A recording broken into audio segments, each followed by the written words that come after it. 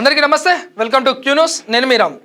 హైదరాబాద్ నడిబొడ్డున 7,000 కోట్ల భూ కుంభకోణం. మాజీ మంత్రి హరీష్ రావు సంచలన ఆరోపణలు. మంత్రి పొంగులేటి కుటుంబంపై నేరుగా ఆరోపణలు. హైడ్రా కమిషనర్పై తీవ్ర విమర్శలు. చెవులు వినిపించట్లేదా అంటూ సవాల్. లచ్చమ్మకుంట చెరువు భూముల చుట్టూ ఇప్పుడు భారీ రాజకీయ తుఫాన్. అసలు ఈ భూమి ఎవరిది? నిజంగా ఆక్రమణ జరిగిందా? కోహినూర్ గ్రూప్ చెప్పేది ఏమిటి? ఈ వీడియోలో పూర్తి వివరంగా చూద్దాం. హైదరాబాద్ లోని నాదర్గుల్ సమీపంలోని లచ్చమ్మకుంట చెరువు భూములపై పెద్ద ఎత్తున వివాదం రేగింది.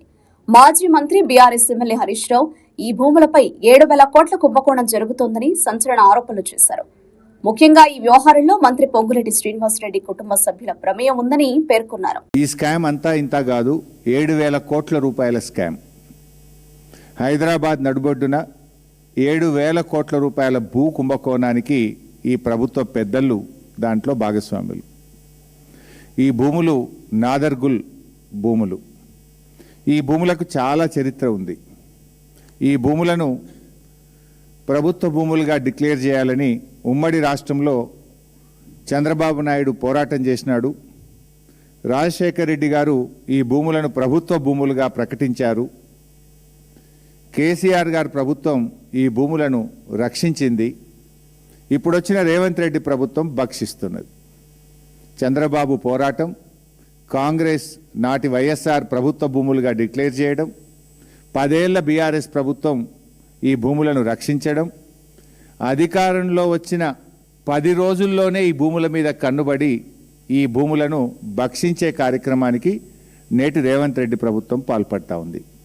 ఎట్లా పాల్పడ్డది, ఎప్పటి నుంచి స్టార్ట్ అయింది, దీని కుట్ర కుతంత్రం మొత్తం కూడా ఈరోజు బట్టబయలు చేయబోతా ఉన్నాం, ప్రజల ముందు పెట్టబోతా ఉన్నాం. ఈ 374 ఎకరాల భూమిలో దాదాపు 600 మంది పేద రైతులు బతుకుతూ ఉన్నారు.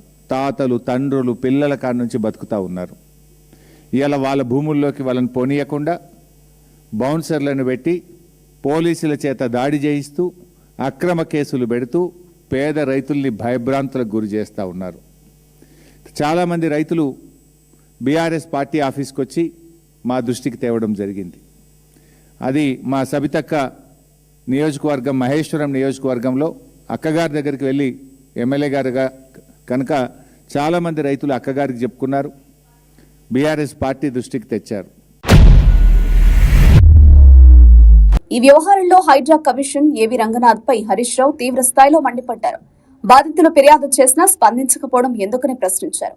హైడ్రా చెరువులను కాపాడుతుందంటున్నారు, మరి లచ్చమ్మకుంట ఆక్రమణ కనిపించడం లేదా అంటూ నేరుగా సవాల్ విసిరారు. ఇవాళ కబ్జా చేస్తే మరి చెరువులు కాపాడుతారని హైడ్రా కమిషనర్ రంగనాథ్ ఎందుకో కళ్ళు మూసుకున్నాడు. ఏం రంగనాథ్, నీకు చెవులు వినబడతలేవా? ఇప్పుడు నేను అడుగుతున్నా, పా రేపు పొద్దుగాలవా? నువ్వు పోతావా, నేను పోవాలనా?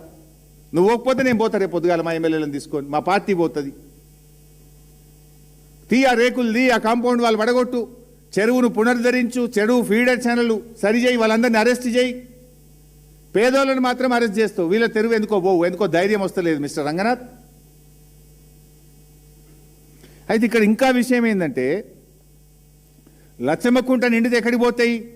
లచ్చమ్మకుంట నిండిన తర్వాత వరద నీళ్లు నాన్ చెరువుకు పోతాయి, మర్రివాని కుంటకు పోతాయి, అక్కడి నుంచి రెడ్డి కుంటకు పోతాయి, అక్కడి నుంచి సున్నం చెరువు నాలాల పడతాయి, ఆ తర్వాత ఇంజావూరు మాసం చెరువు వరకు ఈ నీళ్లు పోవాలి. ఇప్పుడు మొత్తం బంద్ పెట్టిండ్రు. ఇప్పుడు లచ్చమ్మకుంటకు నీళ్ళు రాణిస్తలేరు. లచ్చమ్మకుంటకేలి నాన్ చెరువు, మర్రివానికుంట, రెడ్డికుంట, ఇంజావూరు మాసం చెరువు వరకు నీళ్లు పోకుండా ఎక్కడికక్కడ ఫీడర్ ఛానల్ని ధ్వంసం చేసి పడేసిండ్రు. మరి ఇన్ని చెరువులు హైదరాబాద్లో హైడ్రా వచ్చినాక ఈ చెరువులు ధ్వంసమవుతుంటే, ఫీడర్ ఛానళ్లు మూతబడుతుంటే హైడ్రా నిద్రపోతుందా? వినబట్టలేదా? ఎందుకు హైడ్రా స్పందించదు? గరీబోళ్ళ ఇల్లు కూలగొట్టడానికి, పెద్ద పెద్ద వాళ్ళకి కబ్జాలు చేయడానికి మాత్రమే హైడ్రా పనిచేస్తుందా?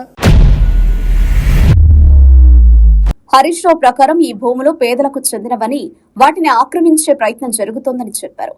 దళితుల భూములను కూడా ఆక్రమిస్తున్నారని ఆరోపించారు. పేదల భూముల విషయంలో పెద్ద నేతలే గద్దెలుగా మారితే ఎలా అని ప్రశ్నించారు. ఈ నాదర్గుల్ భూములపై వివాదం కొత్తది కాదు. ఈ భూముల యాజమాన్యం విషయంలో చాలా కాలంగా న్యాయ పోరాటం జరుగుతోంది. రాజ్ బహదూర్ అనే వ్యక్తి ఈ భూములపై హక్కు ఉందని కోర్టును ఆశ్రయించారు. ఈ కేసు ప్రస్తుతం సుప్రీంకోర్టులో విచారణలో ఉంది. శివరాజ్ బహదూర్ అనేటువంటి వ్యక్తి ఈ భూములు తనకు చెందినవిగా నిజాం నుంచి తనకు వచ్చినట్టుగా మరి శివరాజ్ బహదూర్ గారు ఈ భూములను చాలా సంవత్సరాల నుంచి క్లెయిమ్ చేస్తూ ఉన్నారు.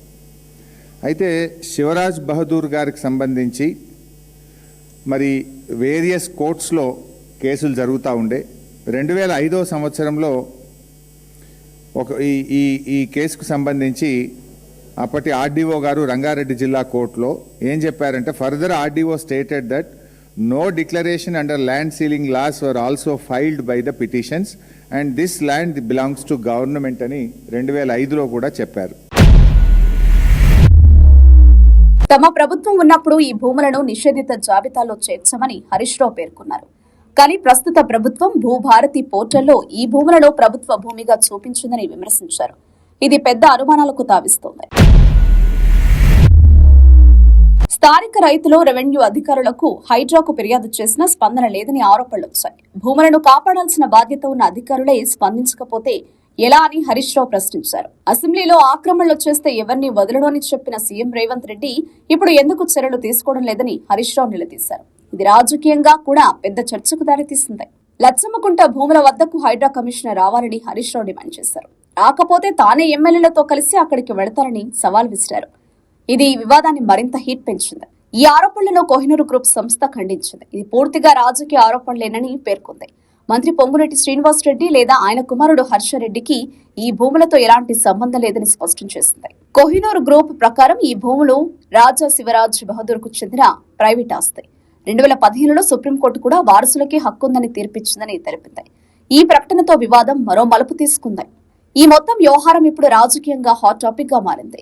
ఒకవైపు బీఆర్ఎస్ తీవ్ర ఆరోపణలు చేస్తుండగా మరోవైపు కోహినూరు సంస్థ వాటిని ఖండిస్తోంది.